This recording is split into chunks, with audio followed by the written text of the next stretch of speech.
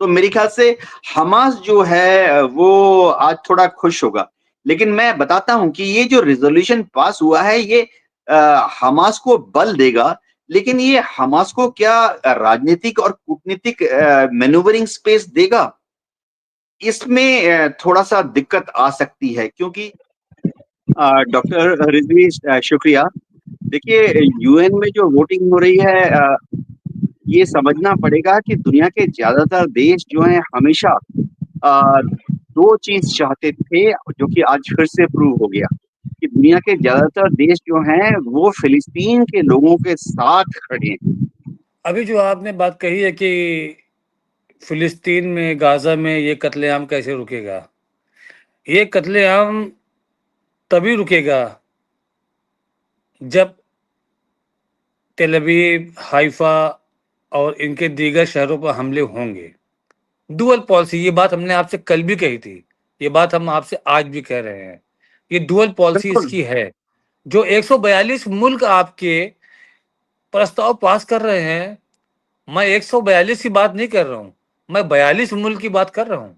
42 मुल्क आकर के खाली खड़े हो जाएं फिलिस्तीन के साथ, साम दाम दंड भेद हर तरीके से तन मन धन से, तब आप देखिए इजराइल दुबक के बैठ जाएगा। आप प्रस्ताव 250 मुल्क पास, ये 232 कितने हैं, 10-10 हजार, 5-5 हजार की भी छोटी छोटी कंट्रीज हैं, वो सब आकर के प्रस्ताव पास कर दे, वन साइडेड पास कर दे, इजराइल और अमेरिका एक तरफ रहे, बाकी पूरी दुनिया एक तरफ रहे, उसके बाद भी ये सुधरने वाले नहीं हैं, ये रुकने वाले नहीं हैं। इनके ऊपर जब तक ईरान अटैक कर रहा था, तब तक फिलिस्तीन सुकून की सांस, गाजा सुकून की सांस ले रहा था।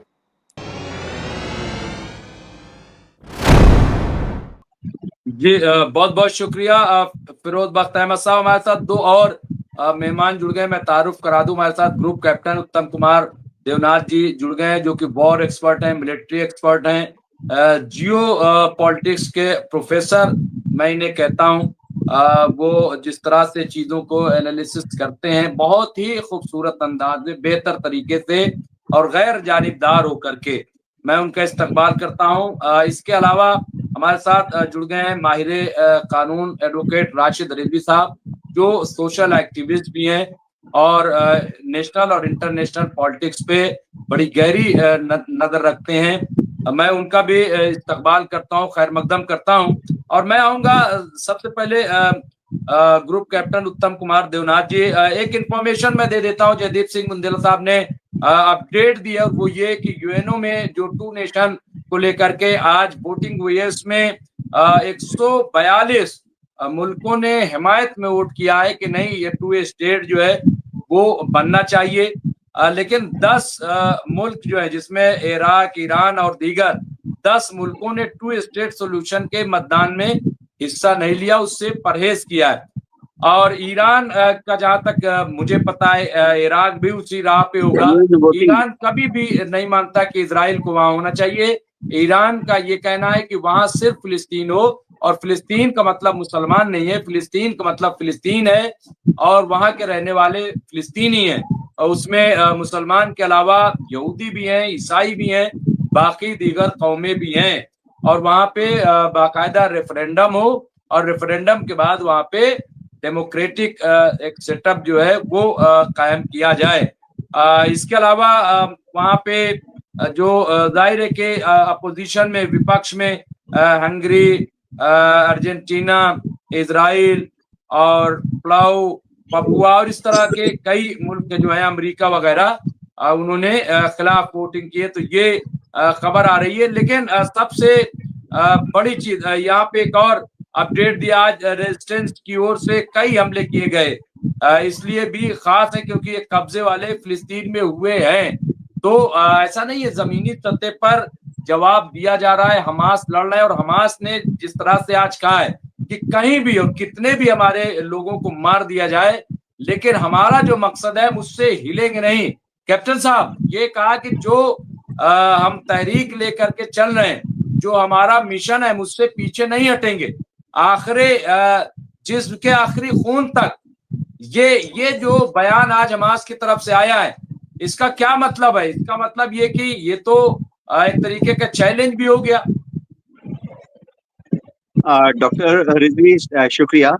देखिए, यूएन में जो वोटिंग हो रही है, ये समझना पड़ेगा कि दुनिया के ज्यादातर देश जो हैं हमेशा दो चीज चाहते थे, जो कि आज फिर से प्रूव हो गया कि दुनिया के ज्यादातर देश जो हैं वो फिलिस्तीन के लोगों के साथ खड़े हैं। हाँ, वो हमास के साथ कितनी मजबूती से खड़े हैं वो हम बाद में सोच सकते हैं, लेकिन फिलिस्तीन के लोगों के लिए आज का दिन एक खुशी का दिन है कि दुनिया के ज्यादातर देशों में यह कहा है कि फिलिस्तीन के लोगों को अपनी सरजमीन पर इज्जत से रहने का एक मौका मिलना चाहिए। फिलिस्तीन के लोग तो वहाँ सदियों से रह रहे हैं। आज अगर आप इजराइल चले जाएं और वहाँ फिलिस्तीन के जो अरब लोग हैं उनसे पूछें कि आपके बाप दादा कहाँ थे, नाना नानी कहाँ थे, तो पता लगेगा कि सबके जो पुरखे थे वो फिलिस्तीन में ही थे। लेकिन आज अगर आप इजराइल में जाके वाकई जमीन पे जाके पता करें कि ज्यूज जो हैं उनके एंसेस्टर्स यानी दादा दादी नाना नानी पुरखे कहाँ थे, ज्यादातर जो ज्यूज हैं वो बाहर से आकर पिछले 50 साल में 30 साल में इजराइल में आके सेटल हुए हैं। अब टू स्टेट नेशन की जो थ्योरी है, इसको सपोर्ट हमेशा मिला, यूनाइटेड नेशन के फोरा पे भी हमेशा सपोर्ट मिला। दिक्कत सिर्फ ये आ रही है कि जब टू स्टेट नेशन थ्योरी को जमीन पर इम्प्लीमेंट करने की बात आती है तो यूनाइटेड नेशन सिक्योरिटी काउंसिल में अमेरिका उसको शायद इतनी अच्छी तरह से सपोर्ट नहीं करता, शायद इजराइल के साथ मिलकर वीटो भी कर देता है। ये थ्योरी जो है ये थ्योरी नहीं है, ये एकमात्र तरीका है जिससे कि फिलिस्तीन का जो मसला है वो सुलझेगा। ये दुनिया के सारे देश समझते हैं। फिलिस्तीन के लोगों को वहां रहने का हक है। ज्यूज लोगों को वहां रहने का हक है। दुनिया में कई देश ऐसे हैं जहां एक देश के अंदर ही काफी सारे अलग अलग संप्रदाय, अलग अलग धर्म, अलग अलग जाति के लोग एक साथ मिलकर रहते हैं। भारत उसका एक क्लासिक एग्जाम्पल है। तो इसको किया कैसे जाता है? नियम कानून बना लिए जाते हैं। कई देशों ने ये तय कर लिया है, ठीक है, एक बॉर्डर होगा, बॉर्डर के उस तरफ आप रहिए, बॉर्डर के इस तरफ हम रहेंगे, आपके एरिया में आपकी ऑटोनॉमी है, आप आजाद हैं, हमारे एरिया में हमारी ऑटोनॉमी है, हम आजाद हैं। तो मेरे ख्याल से हमास जो है वो आज थोड़ा खुश होगा, लेकिन मैं बताता हूं कि ये जो रिजोल्यूशन पास हुआ है ये हमास को बल देगा, लेकिन ये हमास को क्या राजनीतिक और कूटनीतिक मैन्यूवरिंग स्पेस देगा? इसमें थोड़ा सा दिक्कत आ सकती है, क्योंकि दुनिया के ज्यादातर देश, यूरोपियन देश भी मैं बता रहा हूं, वो एक ऐसा एडमिनिस्ट्रेशन चाहते हैं जब टू स्टेट नेशन बन जाएगा, तो समझिए एक नेशन बन जाएगा जिसका नाम होगा फिलिस्तीन, समझिए, तो वहां पर दुनिया के ज्यादातर देश चाहते हैं कि एक मॉडरेट, पढ़ा लिखा, एकेडमिक या प्रोफेशनल बैकग्राउंड से आया हुआ आदमी उसको लीड करे।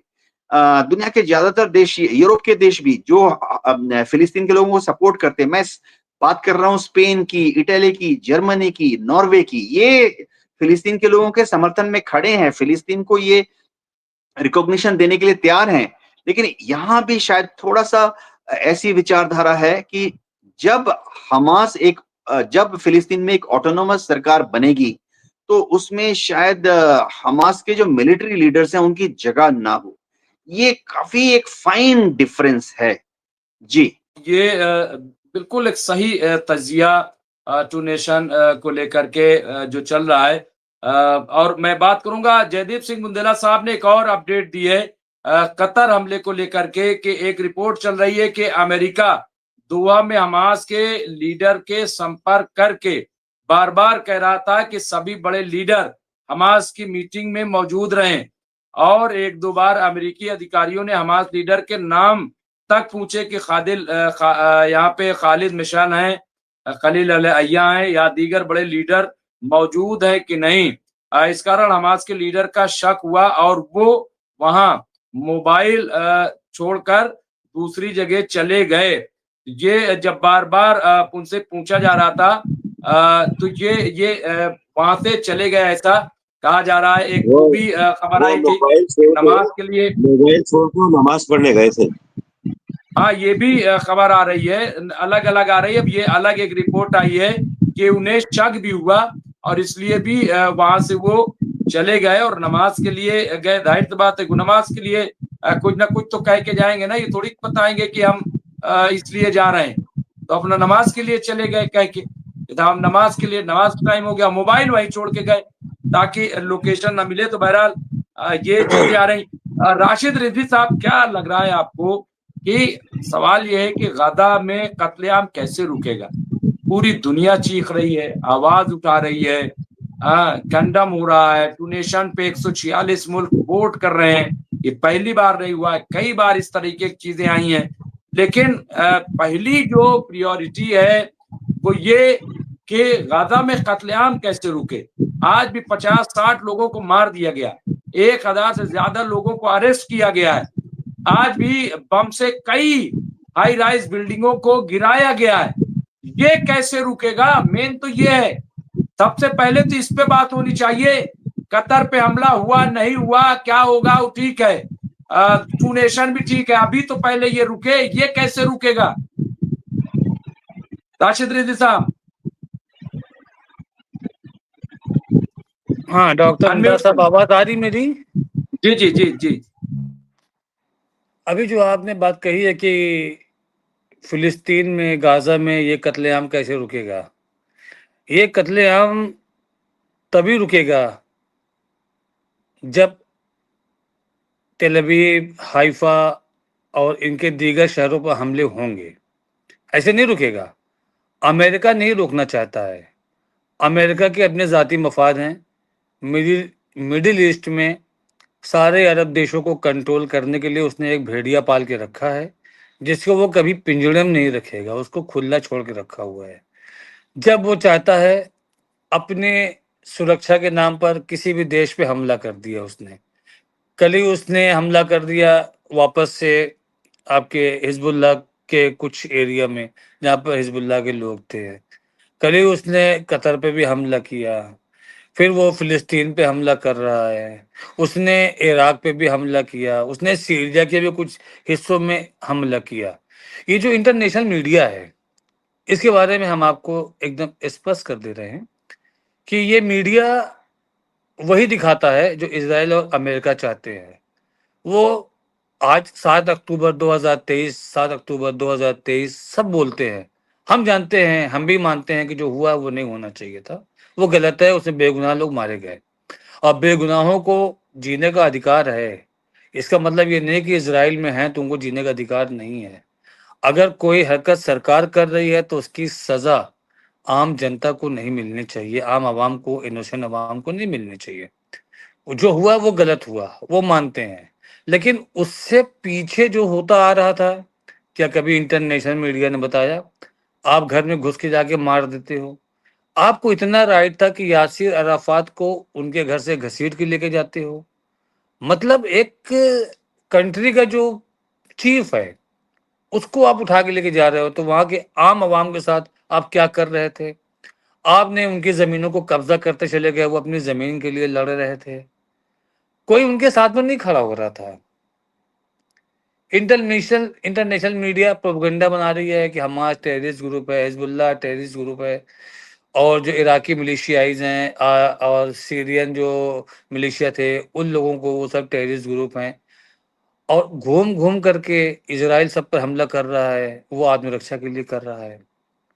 तो जब तक टिट फॉर टैट वाला फार्मूला नहीं इस्तेमाल होगा, तब तक ना तो अमेरिका खामोश होगा और ना इजराइल खामोश होगा। और जब हमला इजराइल पे होगा जिस तरीके से ईरान ने किया है, तो दो ही सूरत हाल बनेगी, या तो इजराइल खामोश हो जाएगा या अमेरिका भी खुल के सामने आएगा, और अमेरिका को उससे बचाने के लिए आना पड़ेगा। यही डर है कि अरब की जो ममालिक हैं, जो हमारे ओआईसी मेंबर हैं, वो इजराइल को टच करने की, उस पर हमला करने की हिम्मत नहीं जुटा पा रहे हैं। जो ये कहते हैं कि हमारी ज़मीन है, ये हमारी ज़मीन है, इजराइल हमारी ज़मीन है। 2002 तक हमको गूगल मैप पे फिलिस्तीन दिखता था। 2002 के बाद से फिलिस्तीन गूगल मैप से गायब हो गया। एक वेस्ट बैंक दिख रहा है, एक गाजा दिख रहा है, और कंट्री के नाम पे इजराइल दिख रहा है। उनके अभी हमारे कैप्टन साहब बता रहे थे कि उनके आबाओ अजदाद रहते थे। ये कब की बात है, ये आपको भी बेहतर पता होगा। इनके नबी जो जैकब थे, जो हमारे भी नबी हैं, जिनको याकूब नबी कहते हैं हम लोग, वो वहां से प्रस्थान करके इजिप्ट चले गए थे। ये उस जमीन को आज भी अपनी जमीन मानते हैं। वहां पर उनकी कोई रिहाइश नहीं थी। वहां पर फिलिस्तीन अरब रहता था। जब वहां पर जेनोसाइड हुआ जर्मनी में, तो ब्रिटिश और अमेरिका ने मिल करके वो लोगों को लेकर के आए, यहाँ पर उनको रखा, यहाँ पर रहने दिया, और फिलिस्तीनियों ने दोनों हाथों से उनका स्वागत किया। और फिर धीरे धीरे ये बढ़ते गए, अरब मुल्क इन पे हमला करते गए। ये इन्होंने अमेरिका और ब्रिटेन के सपोर्ट से अरब मुल्कों पर हमला किया और आगे की ज़मीनें कब्जा करते चले गए। इनकी जॉर्डन से वार हुई, इनकी इजिप्ट से वार हुई, इनकी आपका सऊदी अरबिया से भी इनकी वॉर हुई। 63 के 1963 में भी एक इनकी बड़ी वॉर हुई, 6 दिन चली वो। तो वो ज़मीन कब्जा करते चले गए। अब इनको पूरा फिलिस्तीन चाहिए, जो छोटा सा गाजा स्ट्रिप है वो भी इनको चाहिए। अब एक भी हमास का आतंकी नहीं बचेगा, या कोई भी हमास का एक भी मेंबर नहीं रहेगा, कासिम ग्रुप का कोई भी एक मिलिटेंट नहीं रहेगा। उसके बाद भी ये मारेंगे, ये छोड़ेंगे नहीं। अगर आपको लगता है कि ये छोड़ेंगे तो ये बहुत बड़ी गलतफहमी है। इनको जमीन चाहिए। और डोनाल्ड ट्रंप ने शुरू में ही आते ही ये बात कह दी थी कि इन लोगों को विस्थापित कर देंगे, कुछ को जॉर्डन में, कुछ को इजिप्ट में, और वहां पर बहुत बड़ा हम प्लान लेकर के आएंगे, बीच बनाएंगे, तो ये बहुत बड़ा वो एक टूरिस्ट प्लेस बनेगा। तो जब ट्रम्प ने अपनी मंशा जाहिर कर दी शुरू में, तो आपको क्या लगता है कि उनकी मंशा को पूरा कर कौन करेगा? वहां से ट्रम्प तो करेंगे नहीं, वो तो मंशा अपनी पूरी करवाएंगे इसी से, नेतन्याहू से। वो चिल्लाते रहेंगे कि उनको जीने का अधिकार है, उनको मेडिकल का अधिकार है, उनको मेडिकल राइट्स हैं, उनको मेडिकल पहुंचाई जाए, उनको जो हर जगह से इमदाद आ रही है पहुंचाई जाए। वो खाली बोलेगा। लेकिन अगर इस वॉर को रोकने के लिए यूएनएससी में प्रस्ताव पारित होता है, तो यही अमेरिका आकर के वीटो लगा देता है। डुअल पॉलिसी, ये बात हमने आपसे कल भी कही थी, ये बात हम आपसे आज भी कह रहे हैं। ये डुअल पॉलिसी बिल्कुल। इसकी है। जो 142 मुल्क आपके प्रस्ताव पास कर रहे हैं, मैं 142 की बात नहीं कर रहा हूं, मैं 42 मुल्क की बात कर रहा हूं। 42 मुल्क आकर के खाली खड़े हो जाएं फिलिस्तीन के साथ, साम दाम दंड भेद हर तरीके से, तन मन धन से, तब आप देखिए इजराइल दुबक के बैठ जाएगा। आप प्रस्ताव 250 मुल्क पास, 232 कितने हैं, 10,000 5,000 की भी छोटी छोटी कंट्रीज हैं, वो सब आकर के प्रस्ताव पास कर दे, वन साइडेड पास कर दे, इजराइल और अमेरिका एक तरफ रहे, बाकी पूरी दुनिया एक तरफ रहे, उसके बाद भी ये सुधरने वाले नहीं हैं, ये रुकने वाले नहीं हैं। इनके ऊपर जब तक ईरान अटैक कर रहा था, तब तक फिलिस्तीन सुकून की सांस, गाजा सुकून की सांस ले रहा था। जब से जिस दिन से सीज फायर हुआ, दूसरे दिन इन्होंने वापस से गाजा पर अटैक करना शुरू किया। तो ये चीज समझ में आ गई है कि जब इनके ऊपर पड़ेगी तभी ये खामोश बैठेंगे, तभी फिलिस्तीनियों को सुकून मिलेगा। और आपको अगर ये लगता है कि लॉन्ग टर्म तक इजराइल खामोश रहेगा, वेस्ट बैंक को छोड़ देगा, वहां की जमीनें कब्जा नहीं करेगा, तो आपकी बहुत बड़ी गलत फहमी है। फिलिस्तीन आज सिर्फ एक हमदर्दी का विषय है, वो सुरक्षा के विषय नहीं है। पूरी दुनिया में फिलिस्तीन एक हमदर्दी के विषय बन गया है। दो में से किसी एक को ही रहना पड़ेगा, या तो वहां इजराइल रहेगा या फिलिस्तीन रहेगा। अगर आप ये सोचे कि दोनों रहेंगे और सुरक्षित रहेंगे, तो इस चीज की कोई संभावनाएं नहीं है।